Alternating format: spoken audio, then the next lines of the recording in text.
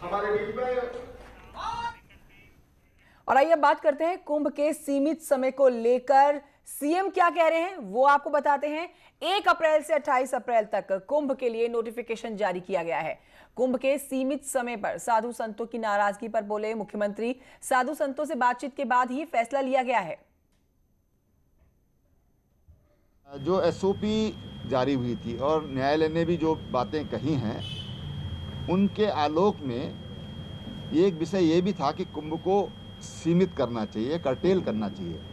तो इस दृष्टि से जो कुंभ का जो स्नान है, हमने साधु संतों से बातचीत करने के पश्चात ये निर्णय लिया कि 1 अप्रैल से और 28 अप्रैल तक ये उसका नोटिफिकेशन किया है, वो कुंभ काल होगा। दीपांकर भट्ट और जानकारी के साथ इस खबर पर हमारे साथ लाइव मौजूद हैं। दीपांकर, 1 अप्रैल से 28 अप्रैल तक नोटिफिकेशन जारी और सीमित समय में कुंभ को करने पर मुख्यमंत्री ने कई बड़ी बातें बोली हैं। किन किन महत्वपूर्ण बातों का जिक्र किया है मुख्यमंत्री ने, विस्तार से बताइए।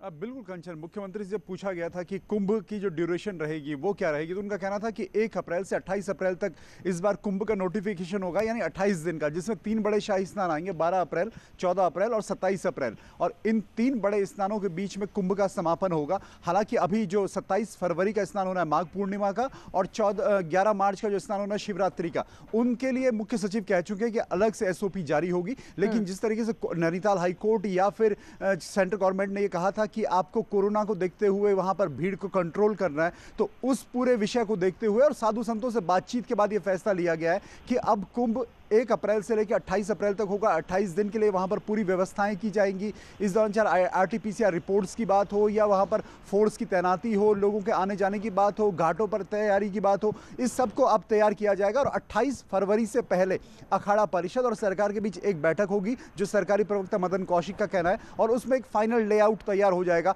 कि जो 28 दिन का कुंभ होगा उसमें व्यवस्थाएं किस तरीके की रहेंगी। कंचन, ठीक है दीपांकर, क्या साधु संतों की अब नाराजगी इस बात से दूर हो गई है कि उन्हीं से बात करके ये सीमित समय में कुंभ को कराने का फैसला लिया गया है?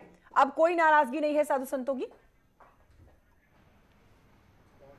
अब से 2 दिन पहले जो बात आई थी अखाड़ा परिषद की तरफ से, उसमें जो अध्यक्ष नरेंद्र गिरी, उनका ये कहना था कि साधु संतों को भरोसे में नहीं लिया गया, जबकि महामंत्री जो हरिगिरी हैं उनका ये कहना था कि ये सही फैसला है और एक लिमिटेड टाइम में कुंभ होना चाहिए। लेकिन अब मुख्यमंत्री का जो बयान आया, वो मुख्यमंत्री ने साफ कर दिया कि साधु संतों से बातचीत के बाद ही ये फैसला लिया गया है कि 28 दिन का कुंभ होगा अप्रैल में, और 1 अप्रैल से लेकर 28 अप्रैल तक, और जिसमें जो 3 शाही स्नान होंगे उसकी पूरी व्यवस्था रहेगी। और जो बाकी व्यवस्थाएं अखाड़ों की चल रही हैं, जिस तरीके से हरिद्वार से लगातार खबरें सामने आ रही है कि चाहे मेला अधिकारी हो या पर बाकी वहां पर प्रशासन हो या फिर साधु संत हो, उनके अपने कैंप की व्यवस्था हो, अखाड़ों की व्यवस्था हो, लगातार चल रही है। लेकिन कुंभ अब सिर्फ और सिर्फ 28 दिन का होगा, 1 अप्रैल से लेकर 28 अप्रैल तक, और अखाड़ों के साथ यह बातचीत, साधु संतों के बातचीत के बाद यह फैसला हुआ है। कंचन, शुक्रिया आपका दीपांकर भट्ट जानकारी के लिए।